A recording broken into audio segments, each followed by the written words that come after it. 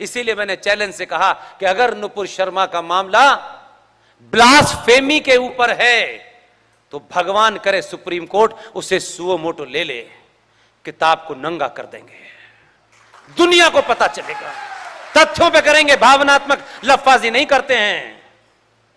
हम इतने डरपोक नहीं हैं कि 2022 में डर के मारे अपना डीएनए ढूंढने लगे हैं। भगवान कृष्ण भी जब अर्जुन से कह रहे थे कि युद्ध कर, और अर्जुन के पैर कभी कपकपा रहे थे, कभी अनुष्मान नहीं उठा रहा था, कभी इधर देख रहा था, कभी उधर देख रहा था, तब अर्जुन बार बार कहता था कृष्ण भगवान से कि ये मेरे अपने हैं। कृष्ण जी ने तब भी कहा ये जो भी हैं ये अधर्मी हैं, जिहादी हैं, तू इनका नाश कर, बाण उठा और मार, ये मत देख के इनका डीएनए और तेरा डीएनए एक है, अगर डीएनए भी एक है तो ये अधर्म के साथ खड़े हैं, इनका सर्वनाश करना ही तेरा एकमात्र धर्म है। ये समय नहीं है, ये झूठ बोलने मक्कारी करने का समय नहीं है।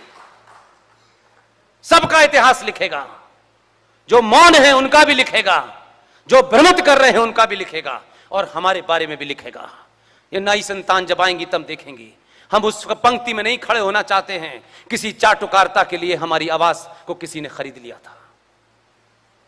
न हमको कोई खरीद सकता है, न हमारी आवाज को कोई खरीद सकता है।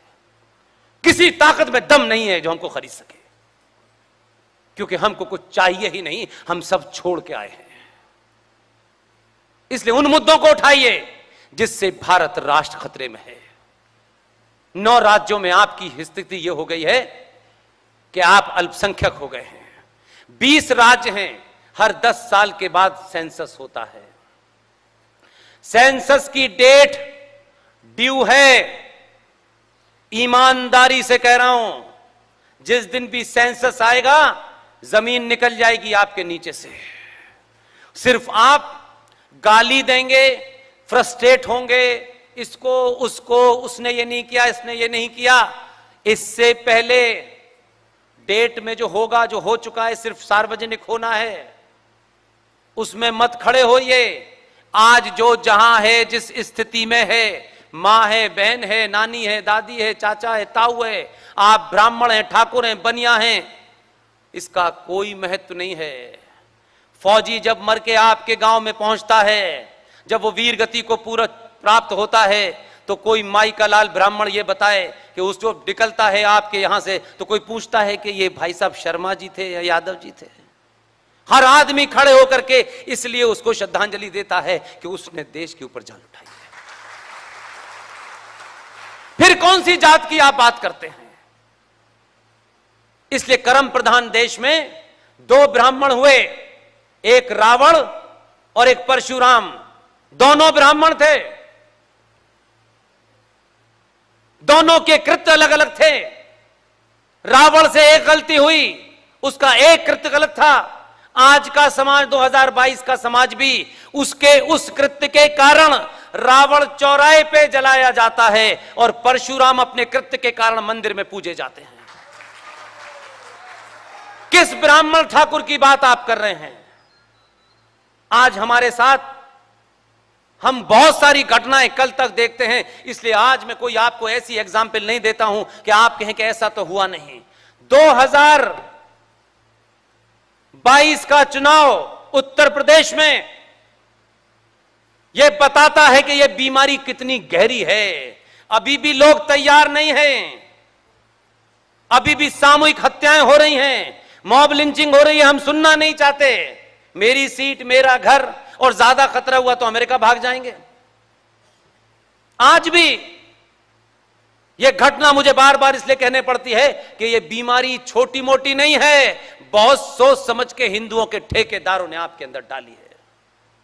निकले ना बाहर, क्योंकि आप जागृत हो गए तो दुकानें सबकी बंद हो जाएंगी। इसलिए उत्तर प्रदेश में कोई एक डाकू था, कोई बदमाश था, कोई गुंडा था। उसका सरनेम क्या है ये मेरे लिए महत्वपूर्ण नहीं है। उसको गोली मारने पर, उसका इनकाउंटर करने पर कुछ लोगों ने योगी को बदला लेने के लिए 303 से 264 पे पहुंचा दिया। लेकिन आपके शास्त्र क्या कहते हैं?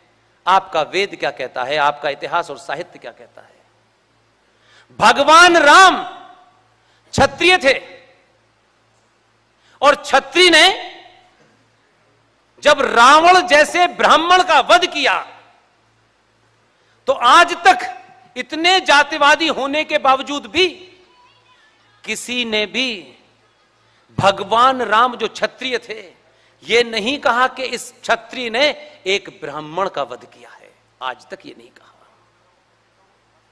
आप ब्राह्मण को गाली दे लीजिए, आपका दिल करे तो, उससे ठंडक मिलती हो, लेकिन सच को सामने रखिए, ऐतिहासिक पर्सपेक्टिव में रखिए। वही ब्राह्मण उस क्षत्रिय को जिसने रावण रूपी एक आदमी की हत्या की थी, जो इत्तेफाक से ब्राह्मण था, न ब्राह्मण ने उस पर ब्राह्मण वध का आरोप लगाया, लेकिन क्योंकि भारतीय समाज में सिर्फ त्यागी लोगों की पूजा होती है, जिसने त्याग कर दिया उसको लोग पूजते हैं। भगवान राम ने सत्ता से लेकर के सब कुछ त्याग कर दिया, इसलिए वो मर्यादा पुरुषोत्तम राम हैं। वही ब्राह्मण मंदिर के अंदर बैठ करके उस क्षत्रिय की पूजा करता है जिसने रावण का वध किया है। कौन से ब्राह्मणवाद की आप बात कर रहे हैं? किस ब्राह्मण को गाली दे करके आप संतुष्ट होना चाहते हैं? और तीसरा सच जो इस देश के हिस्टोरियन ने, स्वार्थी नेताओं ने बना दिया, वही ब्राह्मण मंदिर में बैठता है, रामायण पढ़ता है। किसने लिखी थी वो रामायण? वाल्मीकि ने। उस रामायण को पढ़ता है, वो ये नहीं देखता कि इसे ब्राह्मण ने लिखी थी कि नहीं लिखी थी। कहां बात कर रहे हैं मेरे भाई? किस गलतफहमी के शिकार हैं? किस चक्कर में है कि हम जाति से हो जाएंगे तो 4 सीटें रिजर्वेशन की मिल जाएंगी, 2 थोड़ा सा फायदा हो जाएगा। आपने रिजर्वेशन, ये जीवन, ये नौकरी, पूरी दुनिया का इतिहास उठा के देख लीजिए। पूरी दुनिया में जितने लोगों ने अपनी मार्कशीट की चिंता की, जिन लोगों ने नौकरी की चिंता की, उन लोगों ने कभी राष्ट्र पे आए संकट में अपना काम नहीं किया। जो लोग मार्कशीट की चिंता करते हैं, राष्ट्र नहीं बचाते, वो राष्ट्र के लिए नहीं लड़ते। जिनके पास मार्कशीट नहीं है, 2014 में पता चला कि वो ही राष्ट्र बचाने आए।